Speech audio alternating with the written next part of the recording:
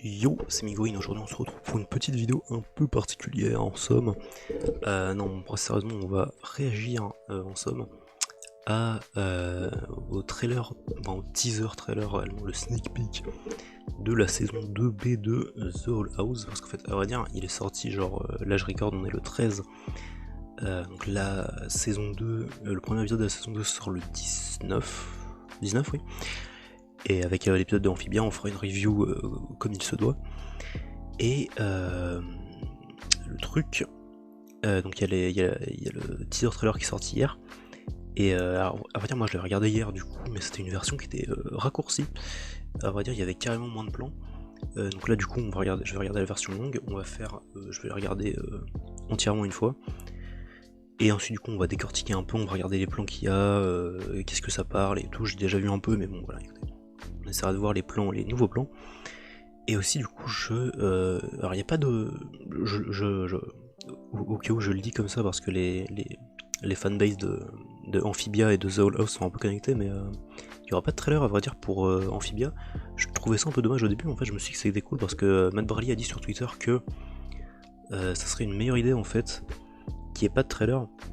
Enfin, il a fait comment un poll, un sondage sur Twitter pour dire est-ce que vous voulez un trailer ou pas, et puis du coup vu que de ce qu'il avait dit avant, du coup les gens ont préféré qu'il n'y ait pas de trailer, et je trouve que c'est bien en fait finalement, parce que du coup on n'aura pas, enfin le moins de plans on a, le mieux c'est en fait, à vrai dire, parce que déjà le trailer de la saison 3 était bien chargé en images, enfin bref. Et ce que je tiens à dire du coup, c'est qu'en fait, du coup, je fais un mini point en fait, parce que j'ai pas eu le temps d'en parler avant, mais du coup, effectivement, je ferai des reviews sur Amphibia et sur The Owl House, mais The Owl House, à vrai dire, là, c'est la saison 2B qui va sortir. Et le truc, c'est que c'est la dernière saison qu'on aura. Par contre, il y aura 3 OAV derrière, 3 courts-métrages. Enfin, c'est pas des courts-métrages, mais c'est ouais, voilà, c'est des épisodes un peu plus longs en fait.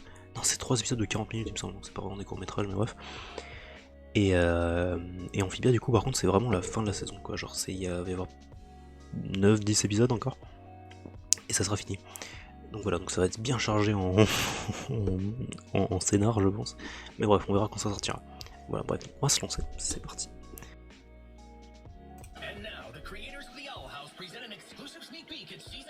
Donc là, c'était la blague. Le pouf. Alors c'est juste, je précise, hein, mais la qualité est pas spécialement bonne, mais c'est normal, j'ai pas trouvé mieux, voilà, my bad.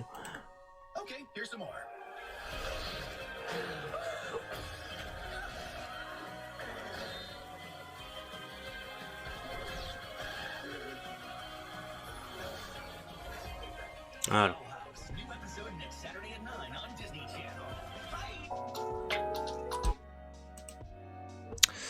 Ok. Alors on va se remater ça plan par plan. Okay. Là, ok. Putain, ok, ça va être tendu. Alors, du coup, il y a ce plan effectivement de. Donc en fait, ce plan-là, il montre rien réellement en fait. On a juste Luz sur Owlbear en fait, à vrai dire, le palissement de. Sur le palissement de Eda. On l'a vu faire ça souvent, bref, avec King. C'est pas vraiment ce qu'ils font, mais ok. Hop. Alors ça, du coup, voilà, ça c'est un plan important. Donc c'est donc à X-Side, avec du coup Willow qui a une nouvelle coupe de cheveux et qui est en plein milieu de l'écran, et donc ça veut dire que du coup il va y avoir un épisode. J'ai pas sorti du coup les noms des épisodes et des trucs, il y a des synopsis qui sont sortis, je préférais pas les lire, mais voilà, je sais qu'il y a un épisode en fait, en tout cas, où il y a Hunter qui infiltre X-Side, alors je sais pas à quelle mesure il va faire ça, mais en tout cas voilà, donc c'est peut-être un rapport là-dessus. Et Willow apparemment va jouer un rôle là-dedans, enfin elle aura probablement un rôle dans un des épisodes, notamment parce qu'il y a d'autres plans où on voit des plantes. Hop. Là c'était effectivement, hop, je me pose. Ce plan je l'avais vu également aussi, le plan avec Luz qui a un casque de viking, c'est très spécial. Je dis Luz mais c'est Luz, mais je continue à appeler Luz parce que YOLO. Qui fait un... Ah, j'ai super du mal à voir où est-ce qu'elle est en fait. Ça doit pas être un endroit qu'on a vu.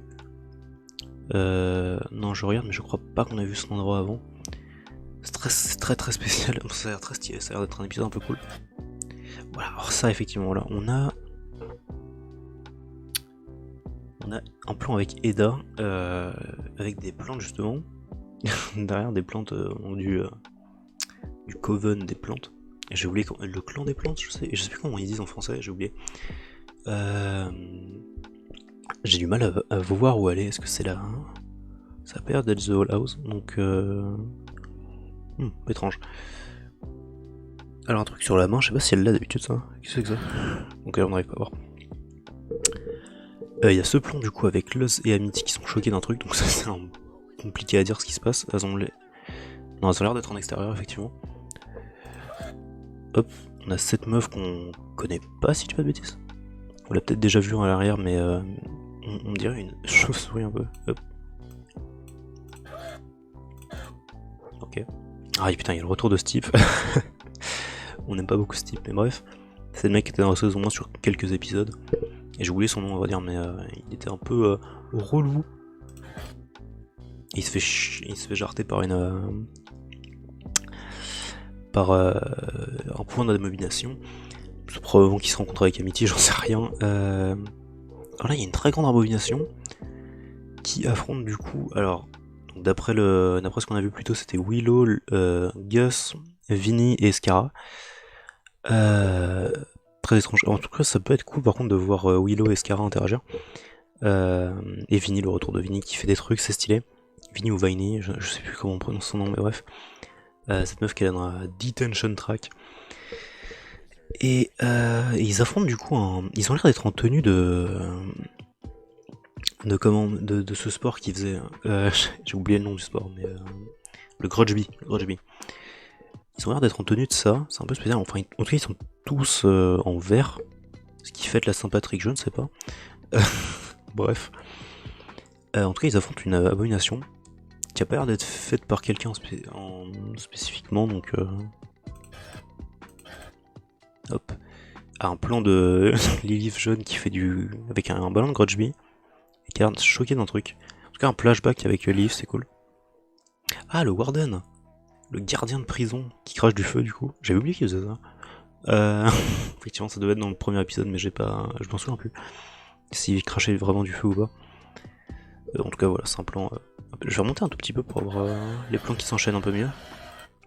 Voilà, ah oui, putain, alors, attendez, hop. Hop.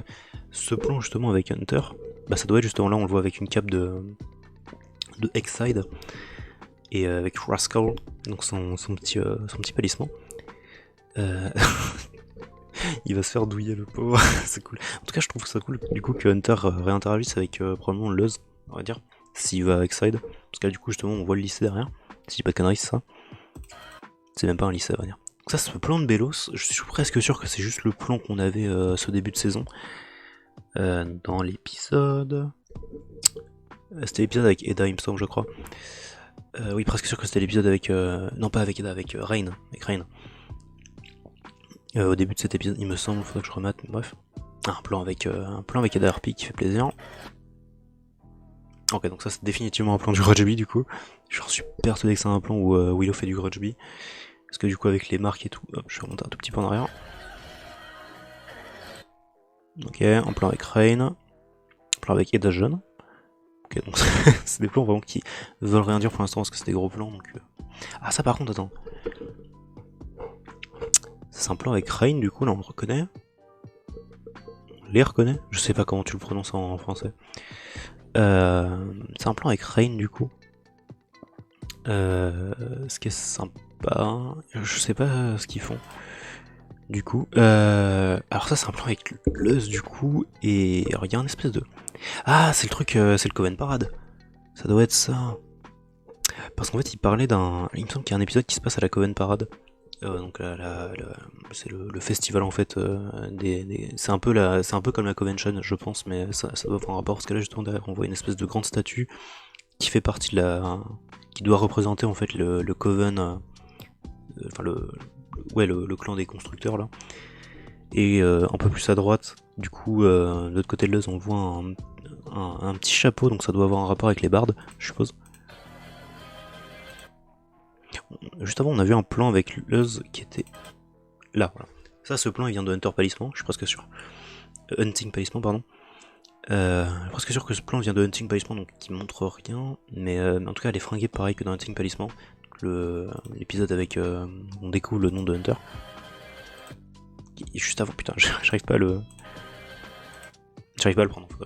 Enfin le choper. Et voilà là, il y a un plan avec Eda jeune, encore une fois, qui a un truc d'ailleurs sur ses vêtements, un espèce de petit jeton, je sais pas ce que ça. Elle a l'air vénère. Je sais pas qu'est-ce que ça peut montrer. Là on a un plan où je reconnais pas les trucs derrière, mais ça a l'air d'être X-Side avec Gus qui fait des trucs. Ok, il y a un plan là, Soul House où il se passe des trucs. Clairement une explosion. Ça pourrait très bien être un gag, comme ça pourrait être un truc réel. Alors ça c'est un plan qui est intéressant, justement on a Uchi et King dans ce qui s'apparente à être une sorte de cockpit.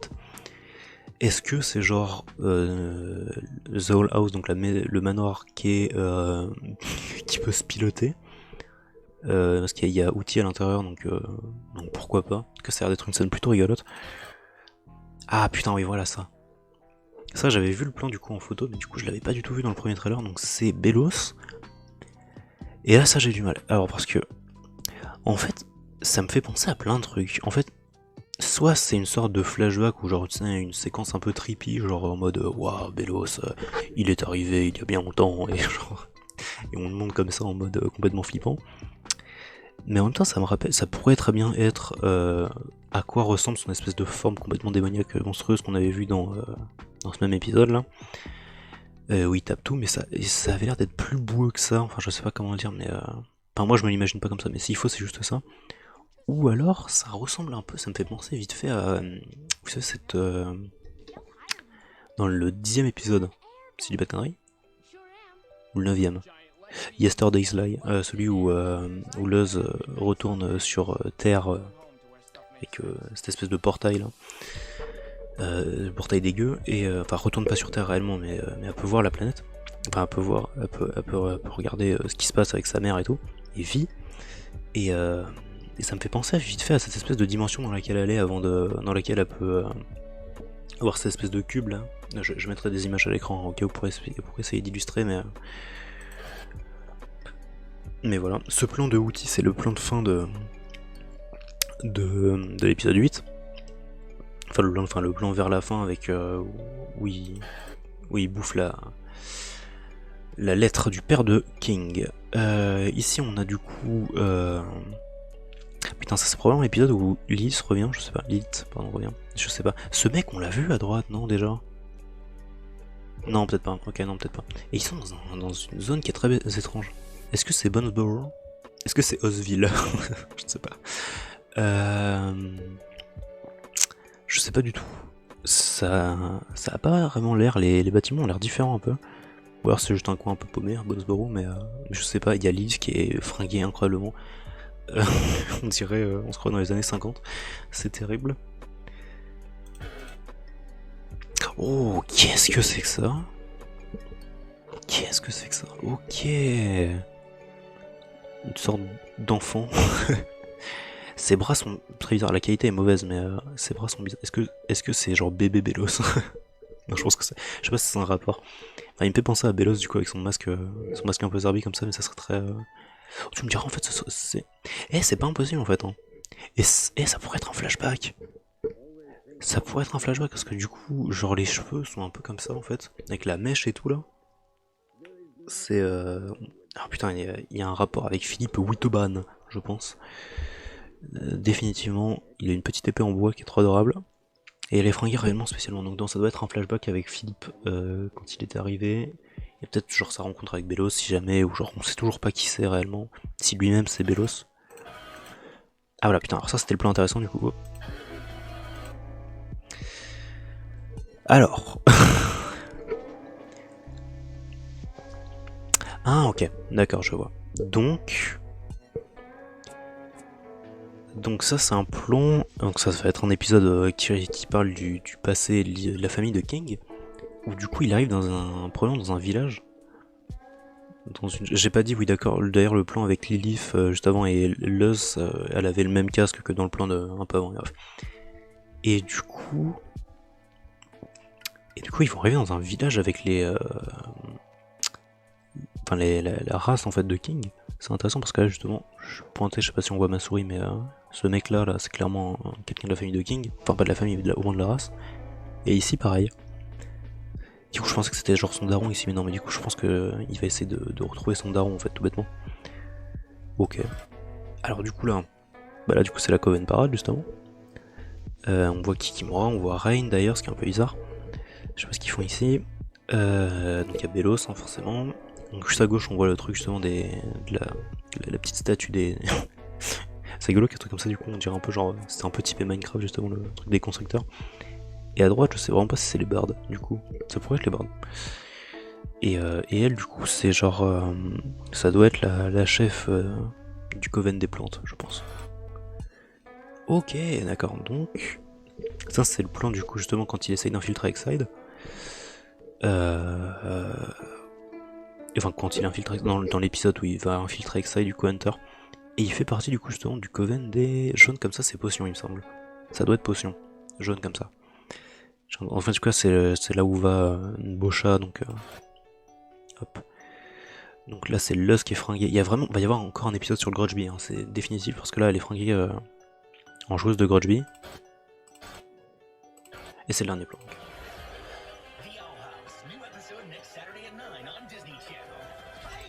Et du coup, ouais, voilà, il y a le plan avec le Golden Gold. Bon bah en somme, du coup, on avait pas mal de trucs intéressants là, vraiment sur ce petit trailer. Notamment vraiment le village des Kings, c'est vraiment ça me. Enfin c'est cool quoi. Enfin le village des Kings, c'est affreux, mais genre le village de la race de King, ça va être cool en fait. Genre je me rendais pas compte, vraiment un épisode sur le Grudge Bee, un épisode peut-être le même d'ailleurs justement avec Willow qui a un rôle très important parce que c'est cool parce que sur ce début de saison 2 on l'a vraiment pas vu. Elle faisait 2-3 trucs mais rien intéressant. Notamment il y avait son passage dans dans le Eclipse Lake. Du coup et dans Yesterday's Light c'était vraiment les mensonges d'hier, pardon, c'était vraiment l'épisode 10 du coup, ouais, parce que l'Eclipse Lake c'était l'épisode 9 je me souviens, et du coup Willow avait un rôle vraiment minime dans cet épisode, mais bref on s'en fout. En tout cas là elle aura un rôle important dans au moins un épisode sur le Grudge Bee du coup, effectivement, et du coup l'épisode effectivement avec Hunter, qui fait des trucs, qui essaie d'infiltrer Exide. Ça va être cool, franchement cette saison va être, enfin cette partie de la saison va être vraiment cool. Des news aussi avec Belos, vraiment avec son espèce de forme un peu spéciale lunaire incroyable, et cette espèce de gosse, j'arrive pas, je vais me renseigner un peu du coup sur ce que les gens pensent sur le Reddit, ou enfin sur, non, pas, je veux dire sur Twitter, mais bon non. Et voilà, et du coup il y aura pas de trailer qui va sortir sur Amphibia, mais en tout cas les épisodes sortiront en même temps en fait à vrai dire, donc du coup je vais essayer de privilégier à vrai dire Amphibia je pense. Je pense que du coup, parce que du coup les épisodes vont sortir samedi. Attendez, laissez-moi sortir le calendrier. C'est ça, ça sort samedi. Donc sachant que ça va probablement sortir le matin, j'essaierai de faire ma review de Amphibia le samedi pour faire ma review de The Owl House le dimanche. Voilà. En tout cas, bah, j'espère que du coup cette petite review vous a plu. Voilà, attendez-vous à des petites reviews, ça va être sympa. Et voilà, on attend beaucoup de cette saison, on va dire, hein, mais voilà. En tout cas, cette saison ne sera pas la fin, hein, évidemment, encore une fois, comme je le disais plus tôt, il y aura 3 épisodes de 40 minutes qui vont sortir. C'est pas une vraie saison 3, mais bon, au moins c'est ça, et du coup, c'est.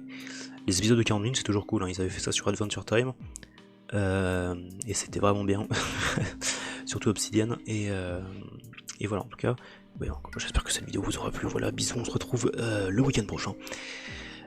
Bisous.